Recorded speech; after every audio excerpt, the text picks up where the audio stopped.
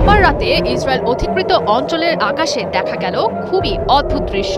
একটি বড় জ্বলন্ত অগ্নিগোলক, তার চারপাশে ছোট ছোট অসংখ্য আগুনের বল আকাশ থেকে নামছে ইসরায়েলের ভূখণ্ডের ওপর। এই দৃশ্য গোটা পৃথিবীতে চাঞ্চল্যের তৈরি করেছে। এরপরই জানা গেছে ইরান এমন এক মিসাইল ব্যবহার করেছে যার ক্ষমতা যেমন অবিশ্বাস্য তেমন মারাত্মক। ইরানের এই মিসাইলে ব্যবহৃত হয়েছে ক্লাস্টার মিউনেশন প্রযুক্তি। ইরান আগেই জানিয়েছিল তারা এমন কিছু ব্যবহার করবে যা আগে কখনো দেখা যায়নি। তার প্রথম ঝলকই বোধহয় দেখা গেল সোমবার রাতে। এ ধরনের মিসাইল ঠেকানোর সক্ষমতা প্রচলিত এয়ার ডিফেন্স সিস্টেমের খুবই কম। ইসরায়েলও পারেনি ঠেকাতে। মূলত ক্লাস্টার মিউনেশন হলো এমন এক ধরনের ক্ষেপণাস্ত্র যেটি বড় একটি ওয়ারহেড মাঝ আকাশে খুলে অসংখ্য ছোট ছোট বোমা বা সাব মিউনিশন ছড়িয়ে দেয়। এটি একবারে বিস্ফোরিত না হয়ে বিস্তারিত এলাকা জুড়ে অনেক ছোট ছোট বিস্ফোরণ ঘটায়। নির্দেশনাবিহীন এসব বোমা নিচে পড়ার সঙ্গে সঙ্গেই বিস্ফোরিত হয়। ইসরায়েলি প্রতিরক্ষা বাহিনী IDF এর তথ্য অনুযায়ী এ ধরনের ক্ষেপণাস্ত্রটির ওয়ারহেড প্রায় 7 কিলোমিটার বা 4 মাইল উচ্চতায় গিয়ে খুলে পড়ে যায়। এরপর এটি প্রায় 20টি সাব মিউনিশন ছড়িয়ে দেয়, যা প্রায় 8 কিলোমিটার ব্যাসার্ধে ছড়িয়ে পড়তে সক্ষম। সাধারণত ছোট বোমাগুলোর শক্তি তুলনামূলকভাবে কম হলেও বিস্তৃত এলাকা জুড়ে ছড়িয়ে মারাত্মক ক্ষতির জন্য এটি তৈরি করা হয়েছে, সামরিকভাবে যাকে বলে এরিয়া স্যাচুরেশন ইফেক্ট।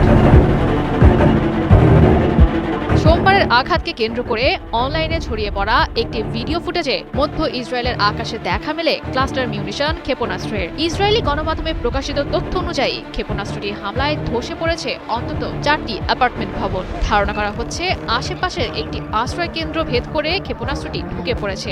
IDF এর অভিযোগ, বেসামরিক এলাকায় সর্বোচ্চ ক্ষতি সাধনের জন্য ঘন বসতিপূর্ণ এলাকায় ক্লাস্টার মিউনিশনটি নিক্ষেপ করেছে ইসরায়েল। একে যুদ্ধাপরাধ বলে উল্লেখ করেছে ইসরায়েল। হেব্রনের আকাশে দেখা মেলা ক্ষেপণাস্ত্রের আঘাতে শিশুসহ 5 থেকে 6 জন আহতের খবর জানা গেছে।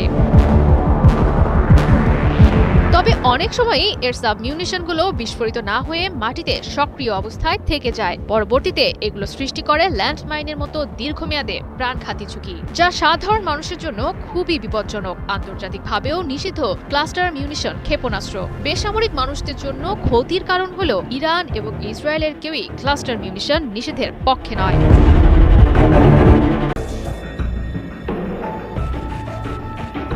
সৌদি আরবের আকাশ এক ভয়াবহ অগ্নিকাণ্ডের সাক্ষী হলো, যা পুরো মধ্যপ্রাচ্যের ভূ রাজনীতিতে এক নতুন ঝড়ের সংকেত দিচ্ছে।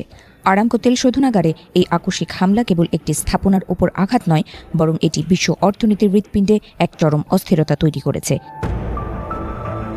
ধোঁয়ায় আচ্ছন্ন সৌদির আকাশ যখন বিশ্বজুড়ে উদ্বেগের কারণ হয়ে দাঁড়িয়েছে, তখনই তেহরান থেকে ভেসে এলো এক বিস্ফোরক দাবি।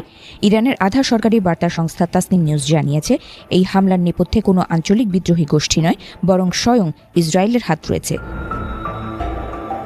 তাসনিম নিউজের প্রতিবেদনে একজন সামরিক কর্মকর্তার উদ্ধৃতি দিয়ে দাবি করা হয়েছে, আরামকোতে সোমবারের এই হামলা আসলে একটি ফলস ফ্ল্যাগ বা সাজানো অপারেশন। ইসরায়েল অত্যন্ত সুকৌশলে এই হামলার ছক কষেছে, যেন বিশ্ববাসীর আঙুল ইরানের দিকে ওঠে।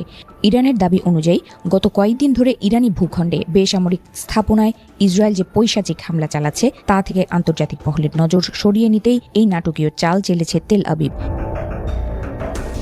ইরানের ওই সামরিক সূত্রটি অত্যন্ত স্পষ্ট ভাষায় জানিয়েছে, মধ্যপ্রাচ্যে আমেরিকান এবং ইসরায়েলি স্বার্থ সংশ্লিষ্ট সব স্থাপনা তাদের লক্ষ্যবস্তু হওয়ার কথা তারা আগেই ঘোষণা করেছিল। সেই অনুযায়ী ইরান ইতিপূর্বে বেশ কিছু সামরিক ও কৌশলগত পয়েন্টে সফলভাবে আঘাত হেনেছে। তবে সৌদি আরবের তেল কোম্পানি আরামকোর কোনো স্থাপনা কখনোই ইরানের লক্ষ্য তালিকায় ছিল না। ইরানের পক্ষ থেকে জোর দিয়ে বলা হয়েছে যে তারা কোনোভাবেই আঞ্চলিক প্রতিবেশী দেশগুলোর সাধারণ অর্থনৈতিক অবকাঠামো ধ্বংস করতে চায় না। ইরানি গোয়েন্দা সংস্থাগুলোর সংগৃহীত তথ্যের ভিত্তিতে এই সূত্রটি আরও একটি মারাত্মক তথ্য সামনে এনেছে।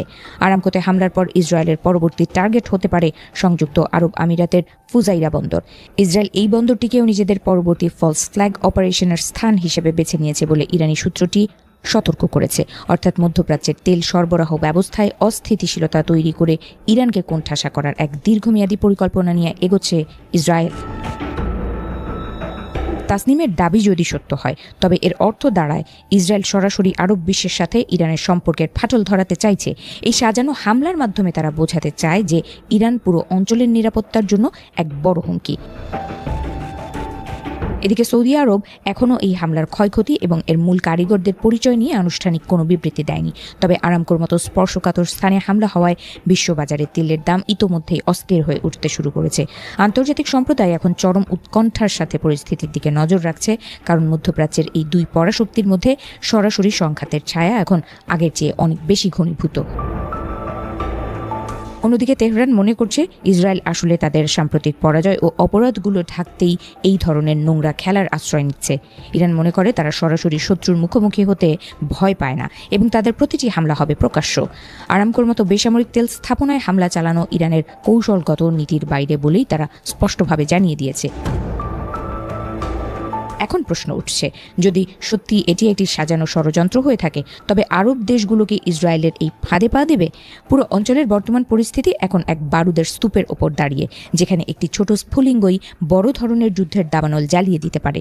ইসরায়েল ও ইরানের এই পাল্টাপাল্টি অভিযোগের মাঝখানে পড়ে মধ্যপ্রাচ্যের সাধারণ মানুষের জানমাল এখন চরম ঝুঁকির মুখে।